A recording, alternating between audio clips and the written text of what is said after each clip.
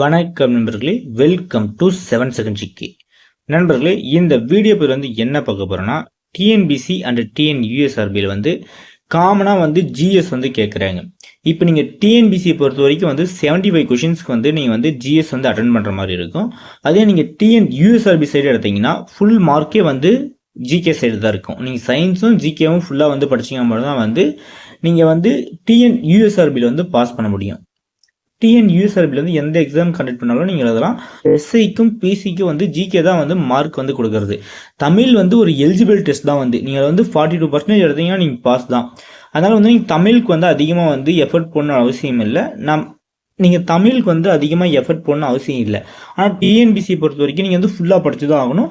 ஏன்னா அதில் 100 கொஷின்ஸ் கேட்குறாங்க, 150 மார்க் கேட்குறாங்க. ஸ்கோரிங் டிஎன்பிசியில் ஸ்கோரிங்கே தமிழ் தான் உங்களுக்கு இன்க்ரீஸ் பண்ணும்.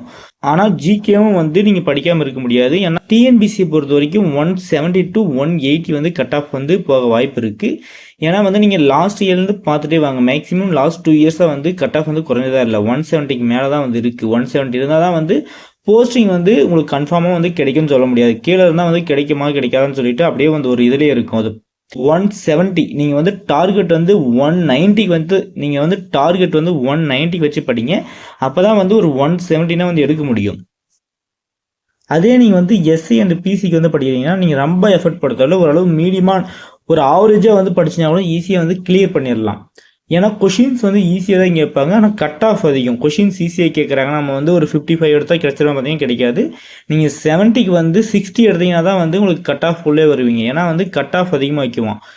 கொஷின்ஸ் எவ்வளோ ஈஸியாக கேட்குறாங்களோ அது கொஷின்ஸ் எவ்வளோ ஈஸியாக கேட்குறாங்களோ அதை பொறுத்து கட் ஆஃப் இன்க்ரீஸ் ஆகும். டிஎன்பிசி டஃப்பாகவே கேட்டாலும் கட் ஆஃப் இன்க்ரீஸாக தான் இருக்கும், கம்மியாகாத வாய்ப்பு இல்லை.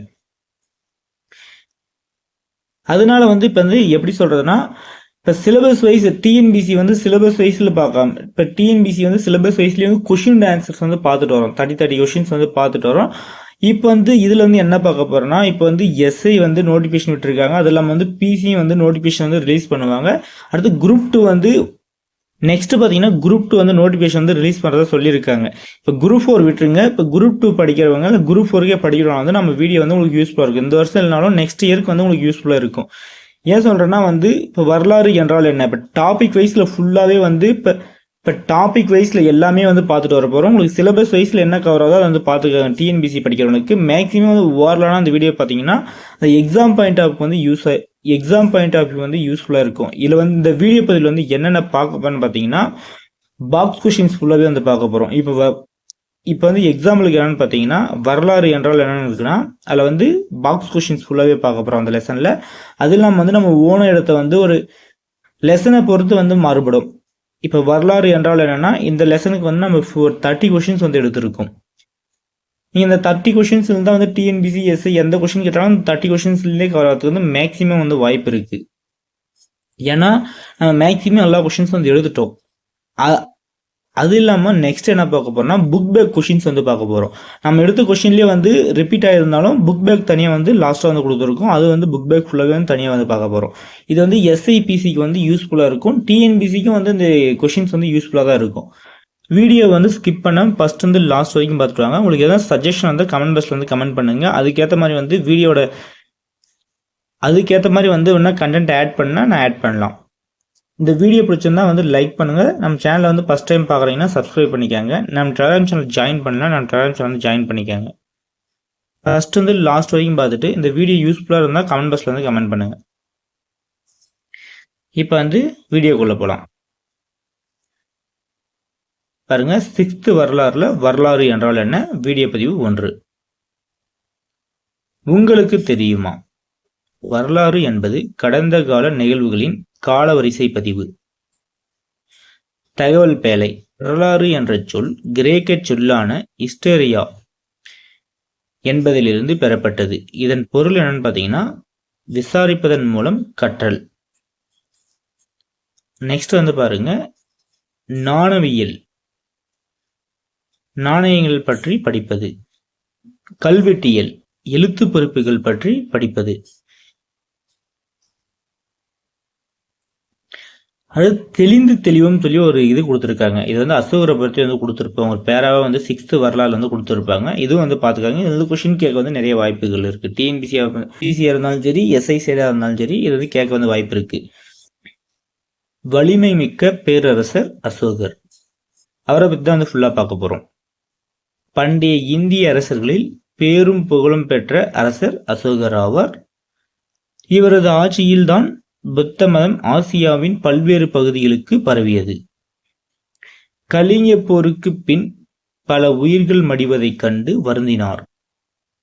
போர் தொடுப்பதை கைவிட்டார்.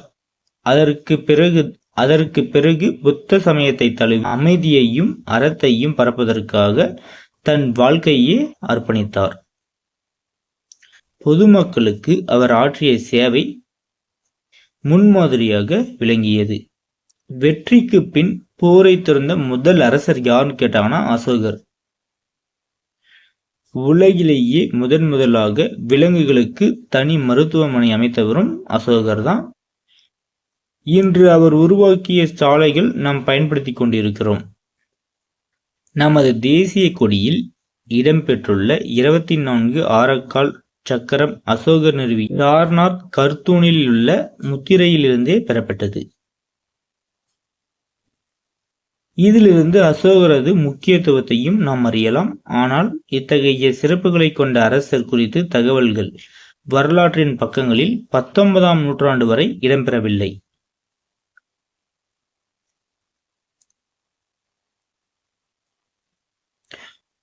ஆங்கிலேய வரலாற்று ஆய்வாளர்களான William Jones, James Briggs, Alexander Cunningham போன்றவர்கள் வரலாற்று ஆய்வுகள் மூலம் கண்டுபிடித்த வரலாற்று சான்றுகள் தான் மாமன்னர் அசோகரின் சிறப்புகளை வெளி உலகத்திற்கு கொண்டு வந்தனர்.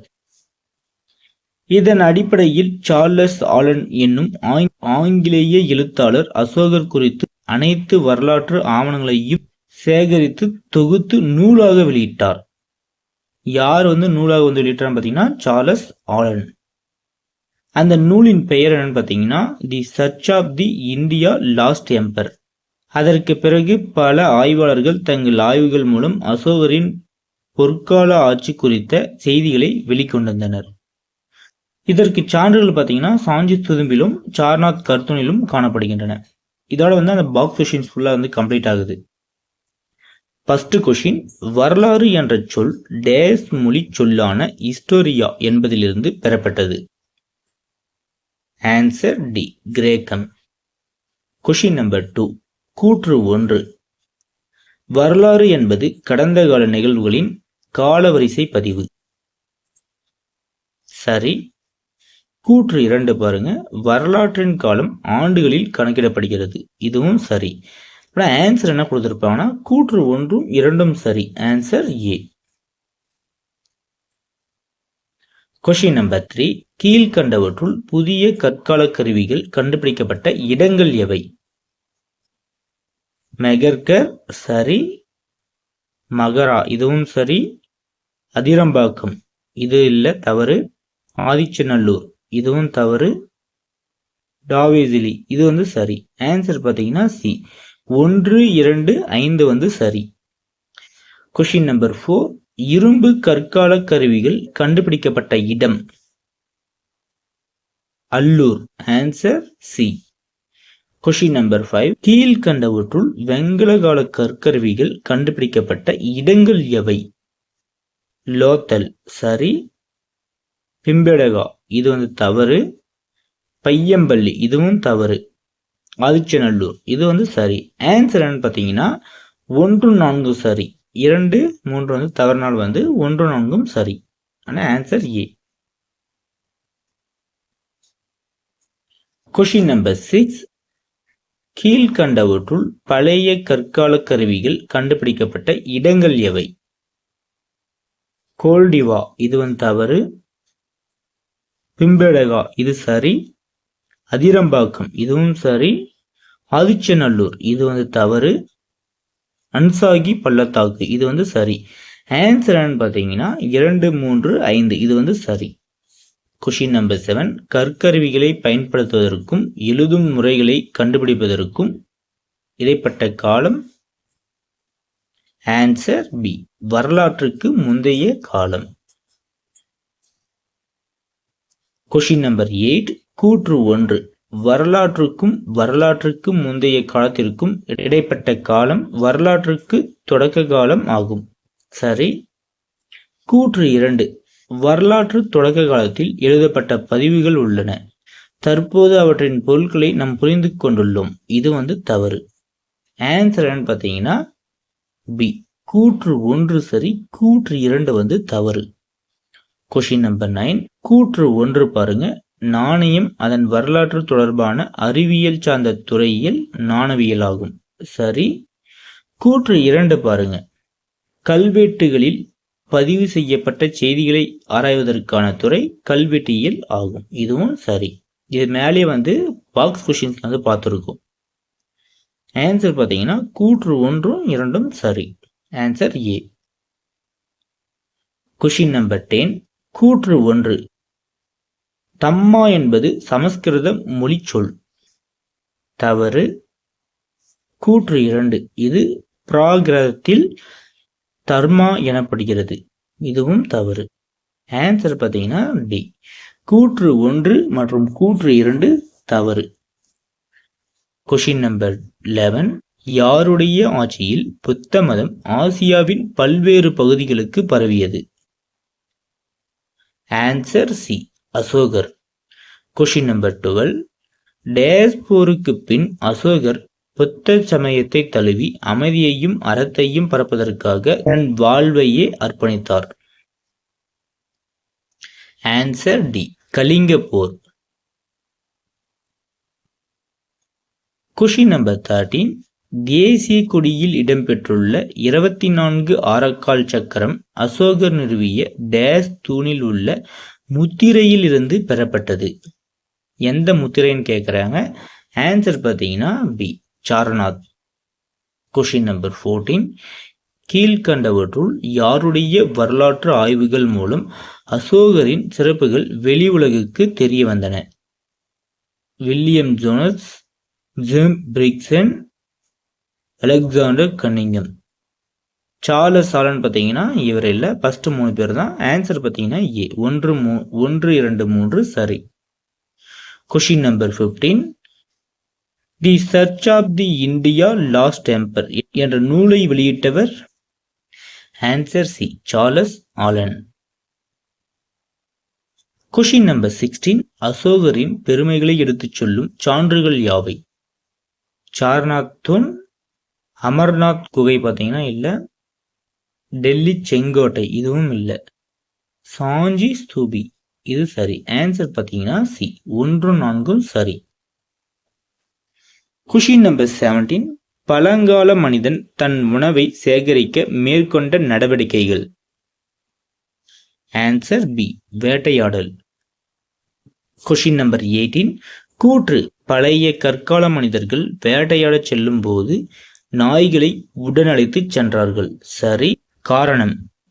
குகைகளில் பழைய கற்கால மனிதன் தங்கியிருந்த போது விலங்குகள் வருவதை நாய்கள் தம் மோப்ப சக்தியால் அறிந்து அவனுக்கு உணர்த்தியது. இதுவும் சரி. ஆன்சர் பார்த்தீங்கன்னா கூற்று காரணம் இரண்டுமே சரிதான். Answer B. கொஷின் நம்பர் 19, தவறான இணையை கண்டுபிடிக்க. பழமையான கற்காலம். பழைய கற்காலம் பார்த்தீங்கன்னா கற்கருவிகள் சரி. பாறை ஓவியல் பார்த்தீங்கன்னா குகை சுவர்கள் இதுவும் சரி. செப்பு தகடுகள் பார்த்தீங்கன்னா ஒரு வரலாற்று ஆதாரம் இதுவும் சரி. பூனைகள் முதலில் பழக்கப்படுத்தப்பட்ட விலங்கு இது தவறு. முதலில் பழக்கப்படுத்தப்பட்ட விலங்கு பார்த்தீங்கன்னா நாய்.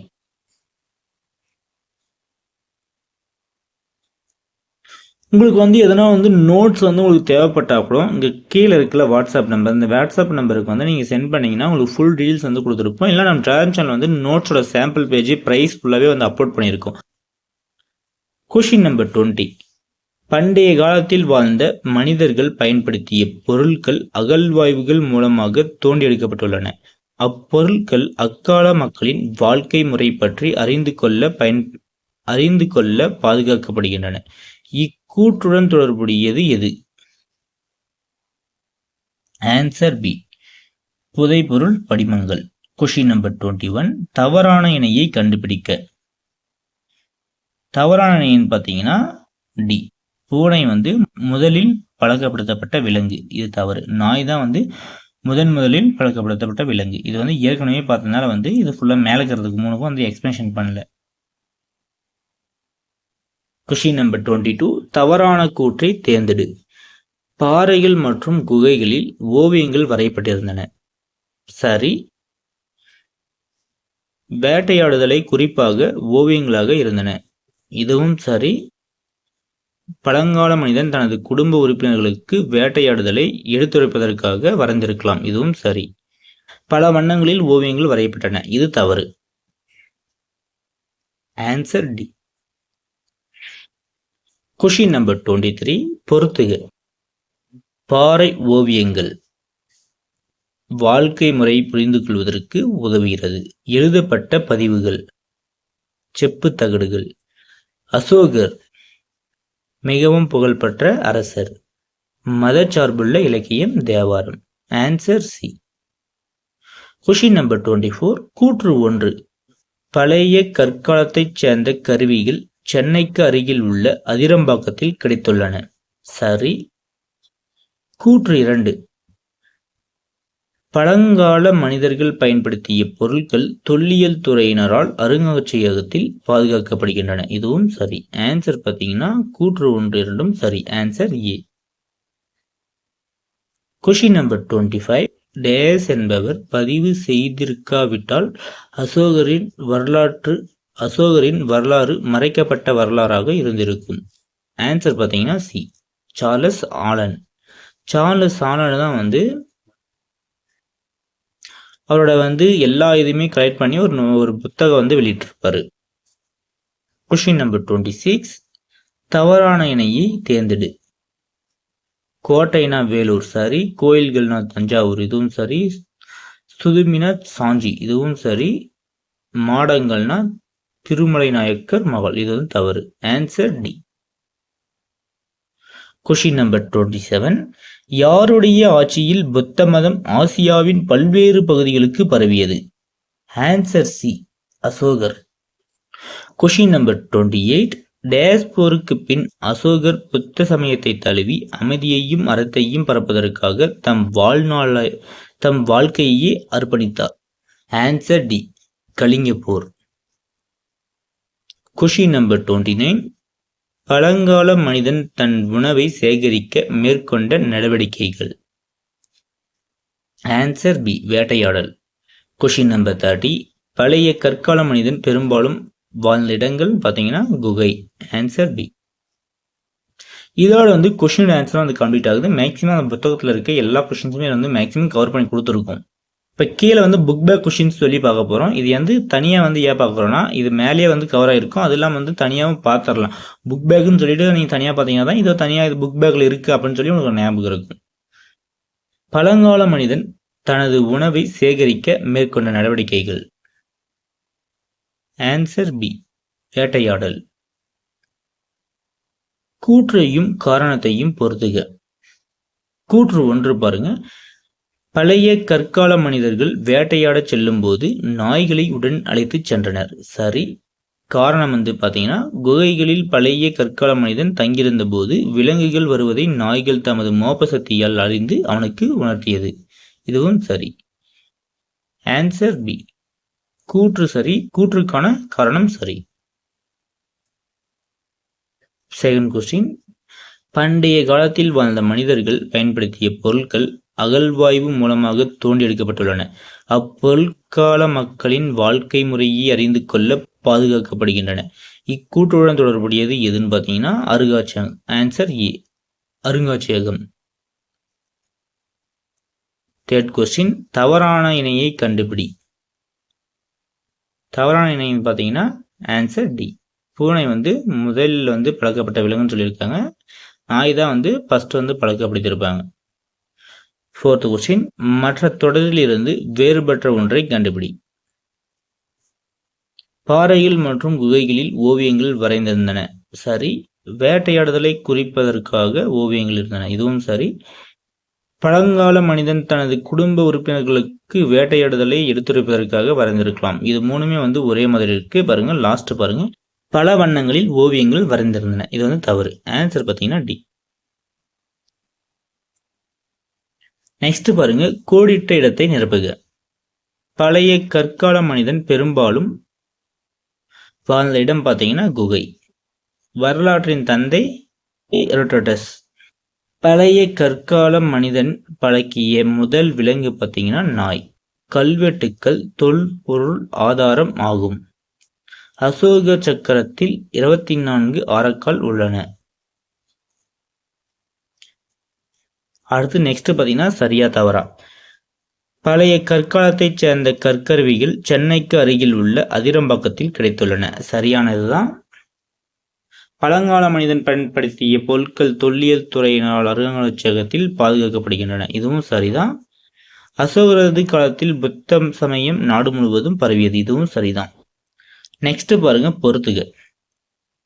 பாறை செப்பேடுகள் வாழ்க்கை முறையை புரிந்து கொள்வதற்கு உதவுகிறது. எழுதப்பட்ட பதிவுகள் பார்த்தீங்கன்னா ஓவியங்கள். அசோகன் பார்த்தீங்கன்னா புகழ்மிக்க அரசர். மதச்சார்புள்ள இலக்கியம் பார்த்தீங்கன்னா தேவாரம். கீழே விடையும் கொடுத்துருக்கும். இதோட வந்து இந்த வீடியோ பதிவு வந்து கம்ப்ளீட் ஆகுது. இந்த வீடியோ பதிவு வந்து எப்படி இருந்துச்சுன்னு சொல்லி கமெண்ட் பாக்ஸில் வந்து கமெண்ட் பண்ணுங்க. நம்ம டெலகிராம் சேனல் வந்து ஜாயின் பண்ணலாம். நம்ம டெலகிராம் சேனலையும் ஜாயின் பண்ணிக்காங்க. இந்த பிடிஎஃப் வந்து வேணும்னு நினச்சிங்கன்னா கமெண்ட் பாக்ஸில் வந்து கமெண்ட் பண்ணுங்க. நம்ம டெலகிராம் சேனல் வந்து அப்லோட் பண்ணுறோம்.